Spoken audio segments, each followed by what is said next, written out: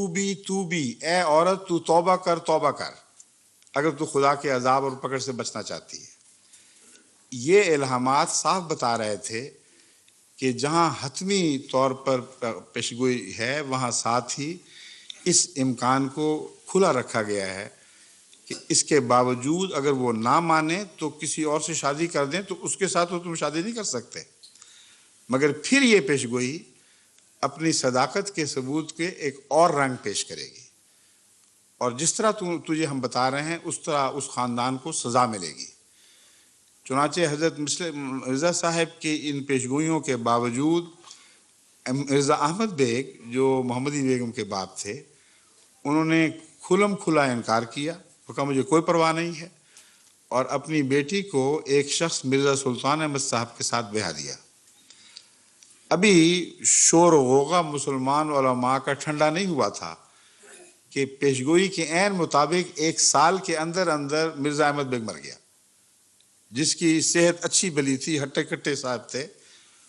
اس سے ایک واویلا مچ گیا اس خاندان میں، اور کثرت سے حضرت مسیح موعود علیہ السلام کو معافی کے خط لکھے گئے، پیغام بھیجے گئے کہ آپ ہمارے لیے بخشش کی دعا کریں۔ مرزا سلطان بیگ جو بچ گئے، وہ پہلا تو مر گیا نا اسی طرح۔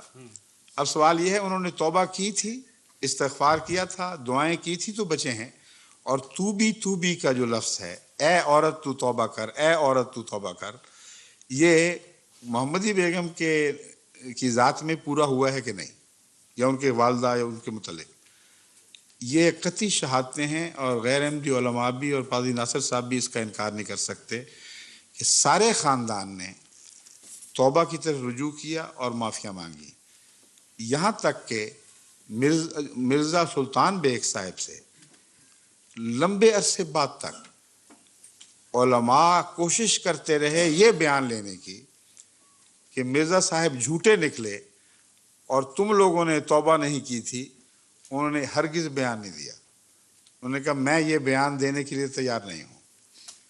محمدی بیگم جو زیر بحث تھی، آخر وقت تک محمدی بیگم یہی کہتی رہی کہ مرزا صاحب سچے تھے اور ہم نے توبہ کی اور ہم نے استغفار کیا۔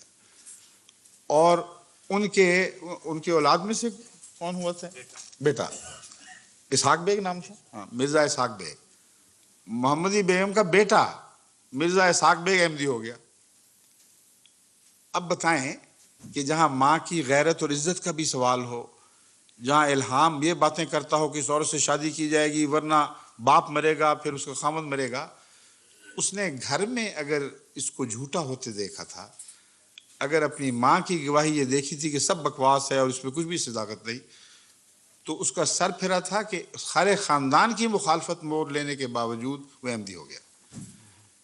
یہاں تک سختیاں برداشت کی کہ ساہیوال کے گاؤں میں مرزا اسحاق بیگ صاحب جب زندہ تھے، اس وقت میں ربوہ میں تھا، انہوں نے اپنی بچی کی شادی کی، سارے خاندان نے بائیکاٹ کیا، مولویوں نے علاقے میں اس شادی کے بائیکاٹ کی تعلیم دی، اور چاولوں اور سالن اور زردے وغیرہ کی بھری ہوئی دیگیں پھکوا دینی پڑی، لیکن کوئی شادی پر نہیں آیا، مگر ان کے پائے ثبات پہ لرزش نہیں آئی۔ یہ کیا واقعہ ہوا ہے؟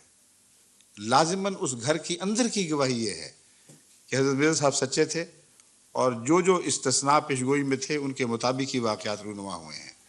بس ایک یہ بھی پہلو ہے جو میں بتا رہا ہوں کہ متشابہات ہوتے ہیں، بظاہر یہ لگتا ہے کہ اوہو یہ تو بڑی حتمی پیشگوئی تھی مگر پوری نہیں ہوئی، مگر اس پیشگوئی کے اندر بعض مخفی باتیں ہوتی ہیں جو بعض الہی رحمت کے اصولوں سے تعلق رکھتی ہیں۔ اب یہ سمجھانے کی خاطر میں اب آپ کو بائبل کی طرف لے جاتا ہوں۔ حضرت یونس نبی کے ساتھ کیا واقعہ ہوا؟ حضرت یونس نبی نے یہ پیشگوئی کی کہ قطعی طور پر اللہ کے عذاب کا وقت آ پہنچا ہے، اور صبح ہوتے کو یہ گاؤں نہیں رہے گا، یہ بستی مٹ جائے گی۔ یہ ایسی قطعی پیشگوئی تھی جس کے بعد وہ گاؤں چھوڑ کر اپنا یعنی قصبہ چھوڑ کر، قریباً 1 لاکھ کی آبادی تھی، آپ باہر نکل گئے اور دور جا کر ایک ساحل پر انتظار کرتے رہے۔ آنے والے سے پوچھتے تھے کہ کیوں، کیا خبر ہے وہاں کی؟ مٹ گئے؟ नैनवा की बस्ती वो बर्बाद हो गई, कुछ भी नहीं, अच्छे भले ठीक ठाक है। वो इस कदर उनके दिल पर असर पड़ा कि जैसे खुदा से रूठ जाते हैं, और फैसला किया कि मैं वापस आऊंगा ही नहीं यहाँ, और कश्ती में सवार हुए। कश्ती में जो लोड ज्यादा हो गया, और ये फैसला हुआ कि एक को तो फेंकना पड़ेगा। कुर्रा कौन डाले? कुर्रा हजरत यूनुस से, हजरत यूना नबी से उठवाया, दिलवाया गया। अपने हाथ से निकाला हुआ कुर्रा उनके खिलाफ निकला, उनको फेंका गया, मछली ने निगला और फिर उगला। ये सारे वाक़यात आपके इल्म में है। सवाल ये है कि अगर आप उस वक्त जिंदा होते और ये पेशगोई इस तरह झूठी निकलते देखते जिसमें इस्तिस्ना की खिड़की भी कोई नहीं थी, तो क्या आप यूनुस नबी के इनकार का हक रखते? इसलिए नहीं कि कुरान करीम ने इस उसूल को वाज़ेह फरमा दिया है कि अल्लाह की रहमत हर अजाब और वईद पर हावी है। जब भी वादे होते हैं किसी की हलाकत के, तो रहमत का असूल फिर भी हावी रहता है। अगर उस अरसे में खा बख्शिश की तौबा की पेशगोई ना भी हो, कौम सच्चे दिल से तौबा कर ले या वो शख्स जिसके खिलाफ पेशगोई है तो टल जाती है। ये असूल हर उस पेशगोई पर चिस्पा होगा जिसमें हजरत मसीह मौऊद अलैहिस्सलाम के मामले में आप इश्तबा देखते हैं।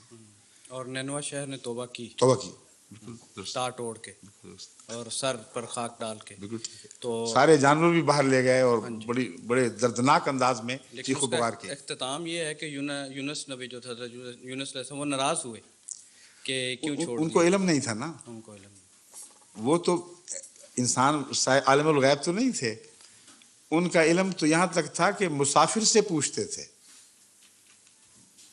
यकीन होने के बावजूद उसके आंखों से उस यकीन को पूरा होते देखकर मजा चाहते थे। आने वाले मुसाफिरों से पूछते थे वहां कुछ हुआ है कि नहीं, तो कहते कुछ भी नहीं हुआ। तो इस शर्मिंदगी में वहां से गए हैं।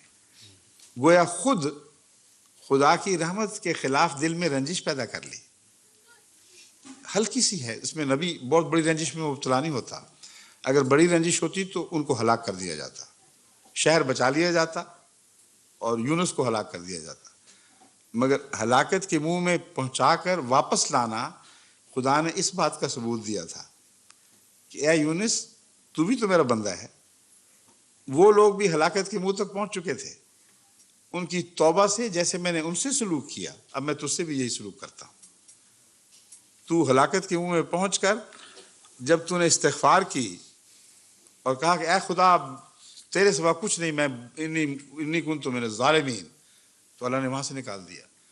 तो ये वो रहमत का असूल है, जहां ये लागू होता दिखाई देगा आपको, वहां बज़ाहिर बाज़ पेशगियों में इश्तबा दिखाई देता है। थैंक यू वेरी मच, शुक्रिया।